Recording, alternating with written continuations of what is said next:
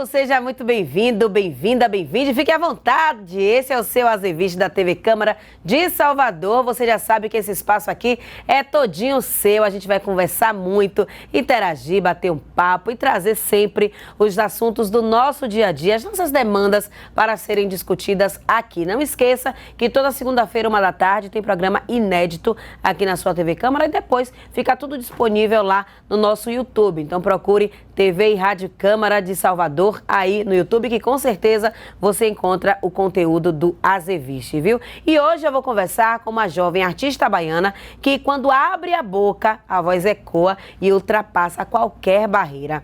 Vamos ver se você adivinha quem é. Com o álbum de estreia chamado Travessia, lançado em 2021, ela é filha do recôncavo baiano e cresceu em uma família musical ouvindo samba de roda. Ganhou inclusive um violão do pai aos 7 anos e tem nas suas lembranças a imagem dos pais e dos avós cultuando a Cosme e Damião. Toda essa referência deram a essa artista uma forma swingada de tocar o instrumento com base na herança dos batuques ancestrais que viu ressoar em terreiros e quintais. E é isso que faz com que ela entre em contato também com a sua ancestralidade e conte as histórias do nosso povo negro. Se você ainda não sabe de quem eu estou falando, preste atenção nesse nome, Suede Nunes, que no auge dos seus 24 aninhos já é considerada uma das vozes mais potentes de uma nova geração de artistas da Bahia. E sua música Povoada ganhou diferentes remixes mundo afora. Vê se você conhece.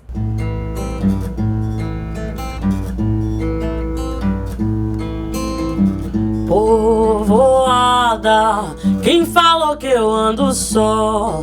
Nessa terra, nesse chão de meu Deus, sou uma, mas não sou só. Povoada, quem falou que eu ando só? Tenho em mim mais de muitos, sou uma, mas não sou só. Povoada, quem falou que eu ando só? Nessa terra, nesse chão de meu Deus, sou uma, mas não sou só. Povoada, quem falou que eu ando só? Tenho em mim mais de muitos, sou uma, mas não sou só. Sou uma, mas não sou só. Sou uma, mas não sou só. Rapaz, não é só mesmo não, viu? Porque com esse vozeirão deve ter umas 50 suedes dentro dela. Tudo bem, Suede? Prazer ter você aqui com a gente, viu? Eu que agradeço pelo convite. Pronto, Suede, então eu quero que você comece esse programa contando pro povo que não conhecia a história de Povoada. Que música é essa? Por que ela teve esse boom todo assim? Já era esperado? Não era esperado porque não era uma música que eu queria que tivesse no meu trabalho, né, no álbum. Eu fiz ela no período da pandemia, então foi uma música muito de ladainha de força pra mim, nesse momento de intimidade comigo mesmo. Porque eu sempre acho válido ter algo a quem acreditar, ter um sentido assim, né, de força vital através da fé. E aí eu fiz essa ladainha, e aí na hora que a gente colocou as músicas que ia fazer o álbum, eu falei, ó, gente, tem essa daqui, mas ela é bem pequenininha. Ela não conta como necessariamente uma música que a gente precisa produzir e tal. Aí a galera, não, eu acho que ela é válida sim, ela é uma música incrível. E aí a gente colocou para fechar o trabalho. Só que aí repercutiu. Eu acho que principalmente pela mensagem, né, de que a solidão não é para ninguém. A gente quer acreditar que a gente não está sozinho, né, no nosso dia a dia, que a gente está rodeado de pessoas que fortalecem a gente, que pessoas que já passaram antes também adubaram para que a gente estivesse aqui nessa terra com mais força, vida e saúde, né? Então, acho que Povoada, ela se tornou o que ela se tornou por causa da conexão das pessoas. Mas, de princípio, eu não imaginei que ela ia ser isso aí, não. Só para a gente, né, ter uma ideia, em que países, por exemplo, você já recebeu mensagem, já soube que essa música alcançou?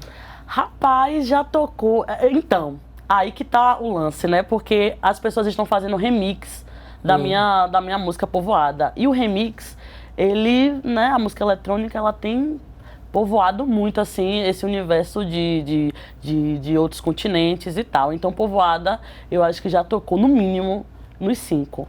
Assim, nos 5, por causa tanto da mensagem dela original, quanto dos remixes que fizeram de Povoada. Eu já recebi um vídeo da galera no balão, balão lá na Turquia, vários balões assim, e aí o cara embaixo fazendo tocando povoada lá. Ai, que lindo. E aí foi muito lindo, assim, várias montanhas. Dá até vontade de entrar no balão Eu agora. fiquei com vontade de entrar no balão. E aí, povoada tocando, eu falei, ó, menina. E aí, inclusive, tá rolando vários remixes, assim, das músicas do álbum, tá? Eu tô gostando, né? Porque vai pra lugares que eu não necessariamente pisei, mas a voz já tá lá. Que maravilha. É só uma questão de tempo para esse caminho chegar. Achei. Mas vamos lá, vamos começar então do começo agora, falando um pouco da sua infância. Eu falei na abertura que você é do Recôncavo, você é de Sapé-Açu. Isso. Então, como foi que se deu essa vinda para Salvador? Fala um pouquinho dessa sua vivência lá, até você chegar pro lado de cá. É chão, viu? Eu olhei pra trás aqui, eu pensei, é chão. Então, meus pais moram em Sapé-Açu, né? Então, eu convivia lá, morava com eles. E aí, eu me mudei pra Feira de Santana no intuito de estudar, porque na época, eu acreditava que o meu trabalho era estudar para fazer medicina. Sim, olha. E aí, no meio do caminho, nesses movimentos culturais que acontecem em Feira de Santana, eu fui despertada para o caminho da arte. Entendi que, tipo, o que eu queria fazer era ser artista. Eu já era artista, mas eu queria fincar isso, né?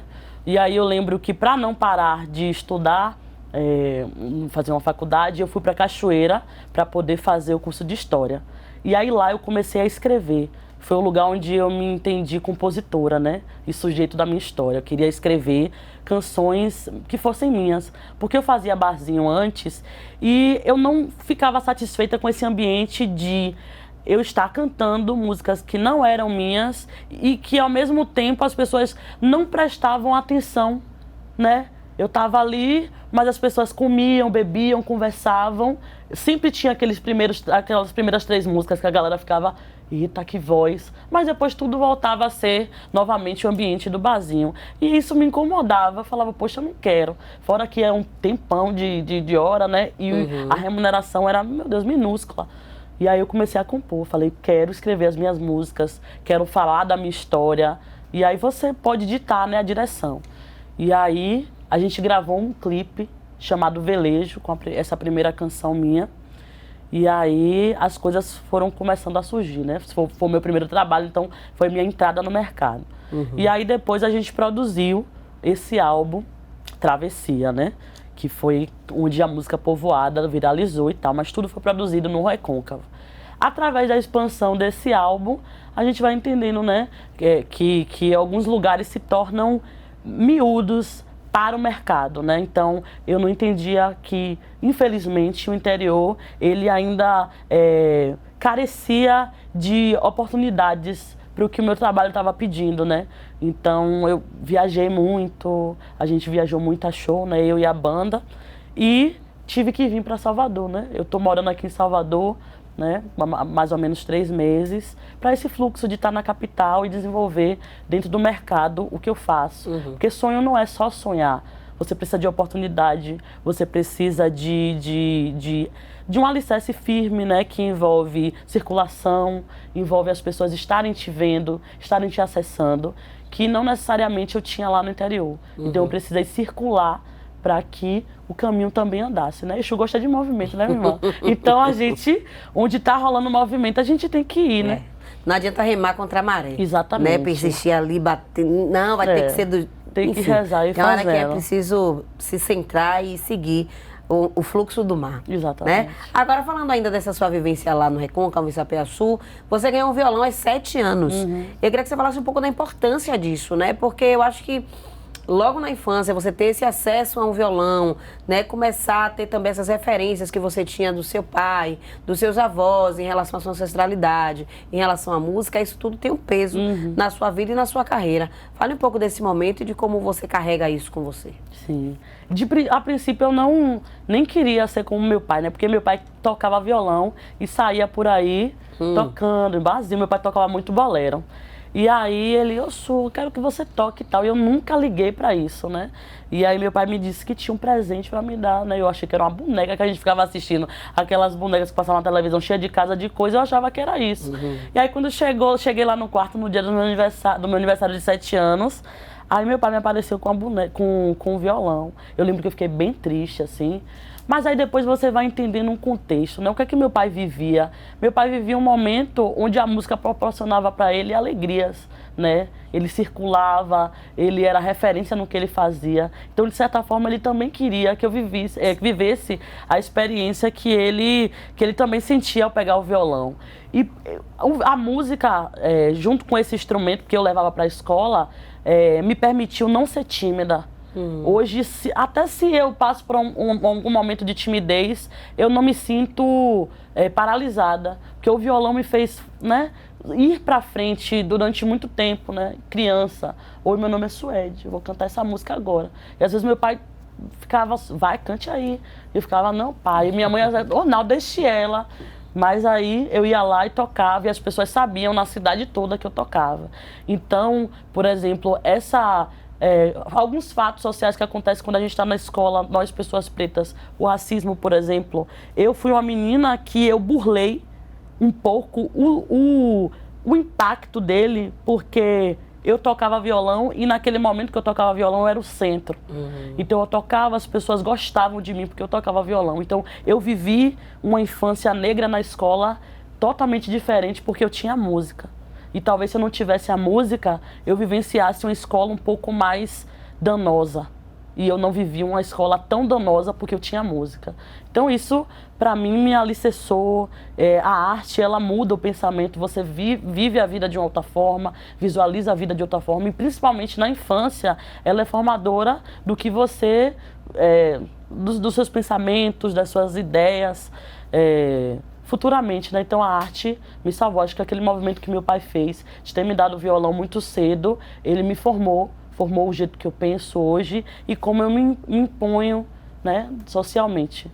Muito bom ouvir isso, porque também é impulsionador para muitas outras famílias, eu acho. Sim. Né? Que às vezes tem uma resistência de dar um instrumento musical por achar que aquela criança vai chegar na escola e não vai dar mais atenção aos estudos, sim, vai focar somente no instrumento, e não. Muito pelo contrário, pode ser um instrumento libertador, sim, né? Ou também acha que a arte não vai vingar, né? Porque todo mundo acha que ser artista, ser cantor, é uma profissão secundária, sim, né? E aí não coloca tanto peso, mas é uma profissão como todas as outras, né? Tão válida quanto. Pois é. Você falou de Velejo, que logo depois que você saiu de tocar em barzinho, foi a música que você compôs e que você começou a trabalhar com ela. Isso. E como é que era esse trabalho, assim? Você já divulgava nas redes, já tinha essa coisa de YouTube, de você fazer esse tipo de divulgação, gravava e mandava para as pessoas? Sim. Como é que foi esse comecinho? O boca a boca no interior, principalmente, né, funciona muito. Eu acredito muito nessa coisa do boca a boca. Mas é isso, no Recôncavo Baiano, apesar de ter várias cidades, né? A maioria das pessoas se conhece. Eu conheço um primo que conhece não sei o quê. Aí fica aquela coisa, né, da proximidade. Então, por exemplo, quando eu morava em Sapeaçu e tocava violão, pessoas de Cruz das Almas já sabiam que eu tocava violão. Então, quando eu tocava violão em Cruz das Almas, as pessoas que estavam de Cachoeira, que estavam lá, já sabiam que eu tocava violão. Então, a mensagem, ainda mais que eu era criança e era mulher. Então isso chegava, né? As pessoas falavam, poxa, a filha de Nau, a filha de Maria Antônia toca violão.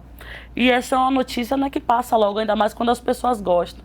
E aí foi isso que aconteceu comigo. Quando eu lancei a música Velejo, a gente foi propagando no boca a boca, lá em Cachoeira.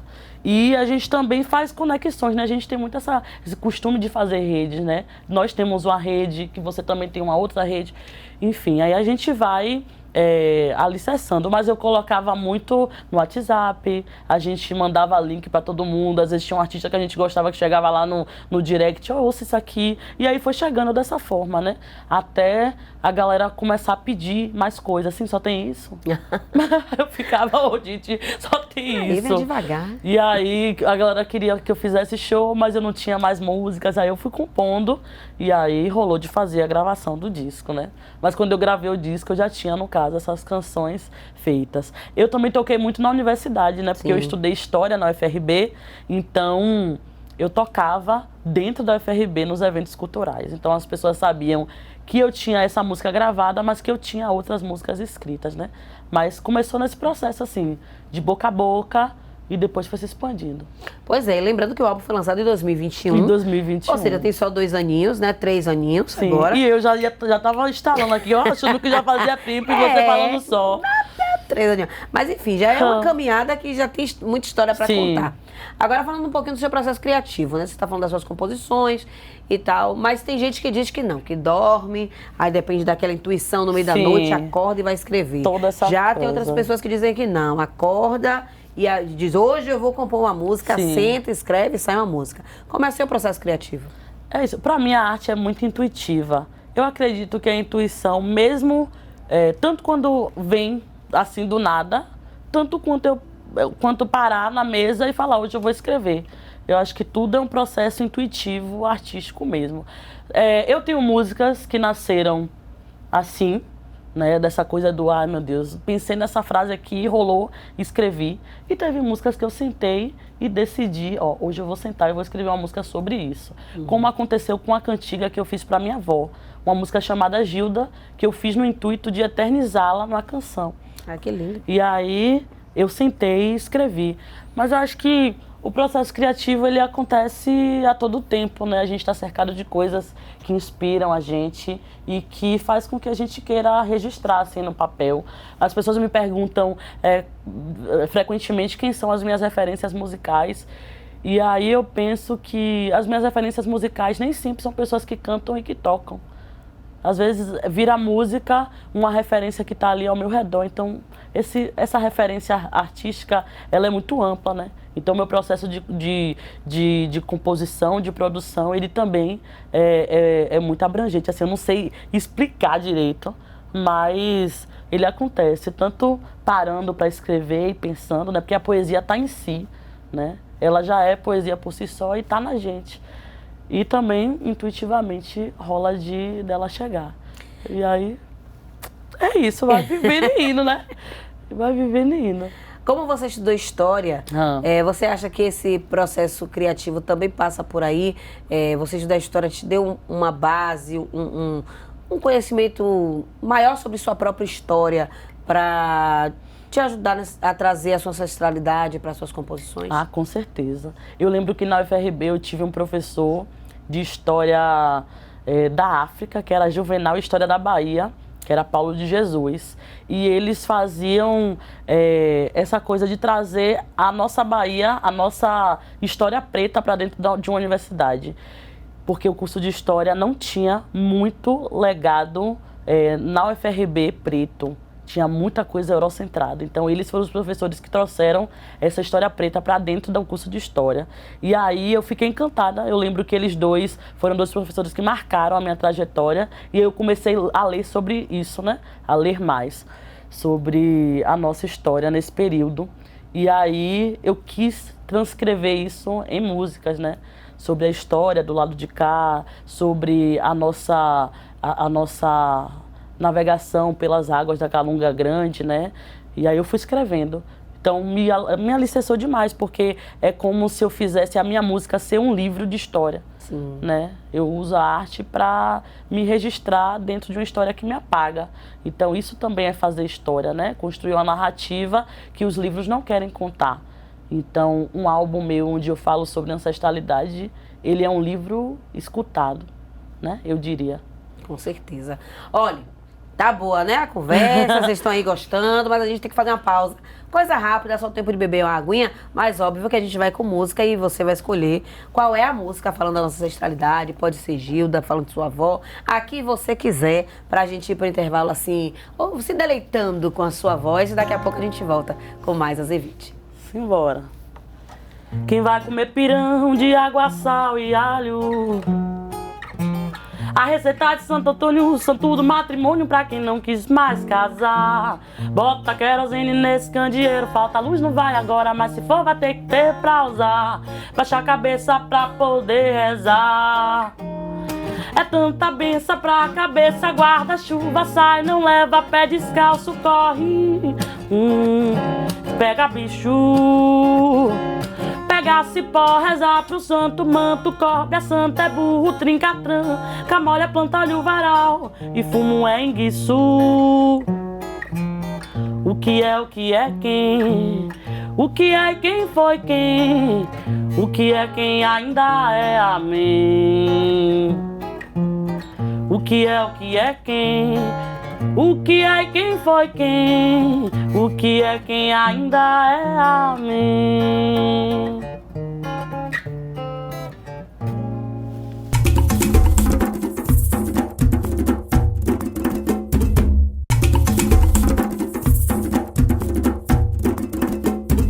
Viu o que eu disse? Foi rapidinho, a gente já está de volta com o nosso Azevich aqui da TV Câmara de Salvador e hoje recebendo a cantora, a compositora Suede Nunes, que está aqui com a gente, mostrando esse vozeirão e contando um pouquinho da sua história. Eu aliviei para você não voltar do intervalo com música, mas daqui a pouco você vai cantar mais pra gente, porque...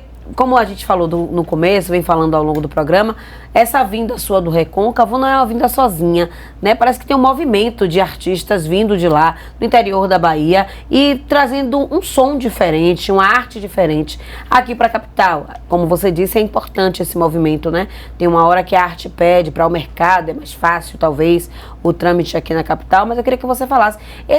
Como é que você vê esse movimento, né, dessas pessoas que estão vindo de lá para fazer sua arte aqui e trazendo justamente esse movimento novo, essa arte nova, esse gás, né, querendo uma proposta nova de trabalho aqui para Salvador? Sim.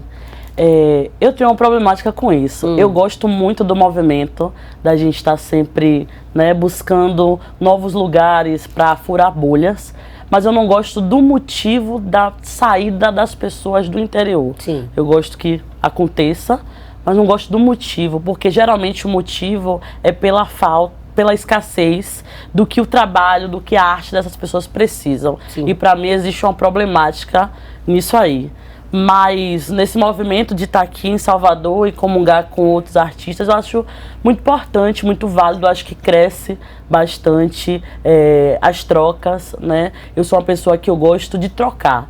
Eu não gosto dessa coisa de pensar que o espaço é pouco e se compete o espaço. Acho que tem lugar para todo mundo e cada artista parte de um lugar totalmente diferente. Tem uma arte que fala de determinadas coisas, um determinado estilo, e eu acho que para o mercado a gente tem lugares. A gente só não tem acesso, a gente só não tem o caminho mesmo aberto para que isso passe com mais facilidade. Mas eu acho que a troca entre artistas, ela é muito válida e é muito importante. Tanto aqui em Salvador, na capital, que é onde eu tenho me firmado, né, e as trocas vão acontecendo, tanto em outros lugares também, né? Porque eu acho que é importante também a gente chegar lá no Sudeste, ver o que é que está acontecendo, levar também o nosso trabalho, pensando no Sudeste também como um lugar que dá um retorno financeiro interessante em comparação a outros lugares do país. Mas é isso, eu gosto muito também de voltar, né, os olhares para o lugar que eu saí, porque é onde parte o fundamento das coisas, né? Eu acho que é importante também nós, enquanto artistas, a gente retornar com algo a oferecer dessas movimentações que a gente faz. Tipo, chegar em Sapé e trazer algo interessante, trazer alguma proposta do que eu colhi do lado de cá, né? Incentivar alguns movimentos culturais que eu não encontrei quando eu saí, né? Assim como em Cachoeira, assim como em outros lugares que eu passei. Acho que a troca, ela precisa ser... tem que voltar, né? Tem que ir e tem que voltar. Oferecer alguma coisa para onde você se fez. Exatamente. Né? Agora, falando um pouco das suas referências, no bloco anterior você citou que nem todas elas são do meio musical. Então eu queria que você citasse algumas naquelas que você se espelha, mas que também trouxesse artistas contemporâneos que você gostaria, por exemplo, de trabalhar, de gravar alguma coisa, ou que você já está tendo essa oportunidade. Sim. Começando de casa, né, que as minhas primeiras referências musicais elas partiram dos meus pais. Essa coisa de estar se ouvindo tanto o que eles ouviam e também eles cantando. Meu pai toca violão, então eu sempre ouvi meu pai tocando bolero. Então, de repente, a minha primeira ideia de afinação, a minha primeira ideia de entoação vocal partiu de ver meu pai e de ver minha mãe cantando, né? Essa coisa da igreja católica, de cantar em coral e tal. Depois disso, eu tive acesso ao que eles ouviam. Minha mãe ouvia muito Olodum, Margareth Menezes, Banda Mel. Então, essa coisa mais percussiva, ela sempre teve comigo, né? Por isso que eu tenho um jeito de escrever que a palavra parece que está percussando. Algumas pessoas já falaram isso pra mim. Do Recôncavo, eu gosto muito de pensar Mateus Aleluia, né, com os Tincoãs. Acho que eles fizeram um papel, e fazem até hoje, né, porque o seu Mateus Aleluia continua vivíssimo aí para nós. É um papel fundamental na história da música brasileira, né, os Tincoãs trazendo a afro-religião, né, cantada, né, por várias vozes negras de 4 homens ali, falando sobre um recôncavo encantado, né, esse recôncavo místico. E Dona Dalva do Samba também, que é uma outra moça, né, Dona Dalva já senhora, já é uma outra moça. Mas acho que a vida e a música tem rejuvenescido ela com certeza. Eu gosto muito de pensar os nossos artistas negros, né? Pensar Djavan, pensar em Lazo Matumbi, inclusive, aqui perto da gente. Mas pensar mesmo a música feita por pessoas parecidas comigo me inspira muito. E eu tenho tornado eles referências para mim. Daqui a pouco a gente vai falar um pouquinho desse trabalho novo que você está aí desenvolvendo e tal, das perspectivas do segundo álbum, mas eu queria que você falasse ainda um pouco do primeiro, das repercussões, né? Como você disse, que a música povoada em si, ela tem um alcance imenso, mas fale, por exemplo, em que lugar esse disco está, onde as pessoas podem acessar, né? As músicas desse álbum estão disponíveis no Spotify, onde é que as pessoas que não conhecem, que estão assistindo o programa agora, que quiserem conhecer, elas podem acessar esse primeiro álbum? Fazer o famoso A Venda do Meu Peixe, né? Por favor. Pois é, minha gente. Então, meu álbum Travessia, de Suede Nunes, eu mesma que vos fala, está disponível em todas as plataformas digitais, isso em todas mesmo, Spotify, YouTube, tá em tudo. E aí você pode estar acessando e você também pode estar me conhecendo mais através das minhas redes sociais, que é @Suede Nunes, em tudo. Só pesquisar Suede Nunes que vocês vão encontrar canal no YouTube, sei lá, e-mail de contato, tudo, vai estar tudo lá. Só não telefone, que é muito ousadia. Só não telefone, porque aí, né, aí já é demais. Falar comigo é só ali no contato do e-mail, ou pessoas que a gente tem conexão, mas a gente pode fazer uma conexão musical aí bem interessante. Pronto, agora sim, o novo álbum, enfim, com a proposta... Você já gosta, né, de me futucar, você já gosta. Largar, você vai largar, e a gente quer saber o que é que vem por aí, né, se você vai seguir o mesmo caminho, buscando as suas referências ancestrais, enfim, por que caminhos você vai caminhar nesse novo? Gente, que massa falar do novo trabalho, porque a gente que é artista, né, a gente já leva muito tempo ouvindo, trabalhando em cima do álbum que já rolou, show e tal, e aí a gente fica com a necessidade, né, dentro de nós mesmos, de ter algo novo a oferecer, né? Então falar desse álbum que vai chegar agora é muito importante para mim e me dá, sei lá, vigor de continuar trabalhando, né? É um álbum que eu mantenho o fundamento, que eu acredito que o fundamento do meu trabalho é ancestral, mas eu coloco esse ancestral numa outra atmosfera, né? Eu tenho vivenciado outras referências agora, porque eu saí de casa, né? Tudo que envolve o recôncavo para mim é casa. Então, toda essa coisa do manual, do samba de roda, do batido na mão, ali para mim tá em casa. E aí eu saio desse recôncavo que ainda está em mim, mas que não está visualmente em mim, né? Para ruas de Salvador, conhecer ruas de São Paulo, então eu vivo uma outra experiência, tanto visual quanto energética. Eu digo que o primeiro álbum, ele me colocou na rua, então é dessa rua que eu vou falar agora nesse segundo álbum, né?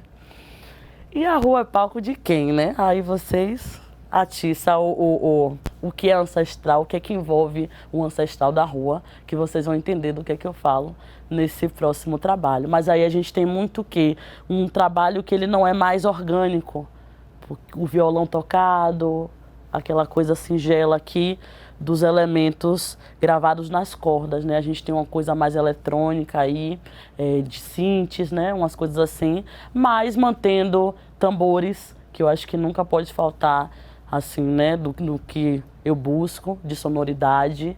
A gente tem uma guitarra bem marcante por conta do nosso axé music, que traz essa guitarra como um grande sujeito da música. Então tudo isso vai ter nesse novo trabalho. Pronto, a gente fica na expectativa daqui a pouco, antes de encerrar o programa, você ainda vai cantar mais um negocinho pra gente. Né? Se pudesse do álbum novo, você canta. Se não puder, você traz algo aí de suas referências. Eu gosto de atiçar o negócio. Agora sim, falando musicalmente, a gente aqui na Bahia, né, tem sempre um discurso muito comum entre as pessoas de que o baiano só gosta de música que dance, que balance a bunda, que, enfim, e que o mercado também só tem mais espaço para esse tipo de música, para esse tipo de canção. Como é que você vê? Porque, assim, pensar uma artista que está chegando agora nesse cenário musical, como eu disse, com uma proposta totalmente diferente, que tem, né, esse lado voltado para a nossa ancestralidade, tentar, aqui falando muito entre aspas, né, disputar, ocupar o seu lugar num cenário como esse, que parece, né, que a ideia geral é que baiano só consome o que dá visualização, o que faz mexer a bunda, o que agita o carnaval. Como é que você se vê nesse lugar? Enfim, você se sente motivada, desmotivada, enfim? Primeiro que essa ideia, né, de Bahia e do que é a música baiana se tornou muito caricaturada, né, por conta do turismo, dessa visão de que a Bahia é o axé music, né, a Bahia é o é o refrão sempre pra cima. Só que a gente tem uma Bahia aqui que, meu Deus, ó o território baiano, a dimensão do território baiano. Não é possível que todas as músicas que nascem e circulam nesse lugar sejam de uma linhagem só. Só que a gente entende que só algumas linhagens musicais aqui na Bahia é investida. E aí, por isso que essas músicas, elas chegam mais na mídia, elas vão mais para outros lugares, outros estados, e assim vem a Bahia como aquele nicho musical específico, mas a gente é muito vasto. Por exemplo, existe um movimento, aí agora vem a problemática, né? Existe um movimento do hip hop que acontece dentro do Recôncavo. Esse movimento é falado quando se fala de música baiana? Não, porque não está na tela, não está no foco. Mas só um exemplo de que muitas coisas, muitos nichos musicais acontecem aqui, mas por conta de uma Bahia só vendida turisticamente, a gente tem o foco nesse lugar do axé music. E eu não parto desse princípio, eu acredito que a minha musicalidade ela vai além do que é premeditado para mim. Você vai me esperar fazer uma coisa, eu vou lá e vou fazer uma coisa totalmente diferente. Eu acho que, inclusive, minha grande ansiedade de lançar esse álbum de agora é porque, por conta do primeiro, eu tenho certeza que as pessoas vão imaginar uma coisa pro segundo que não é. E eu gosto de burlar. Eu acho que o mercado também merece um susto do que a gente é capaz de fazer enquanto pluralidade.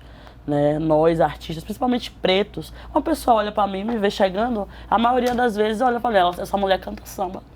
Essa mulher canta, ela vai pegar o microfone, não vai cantar Faraó aqui.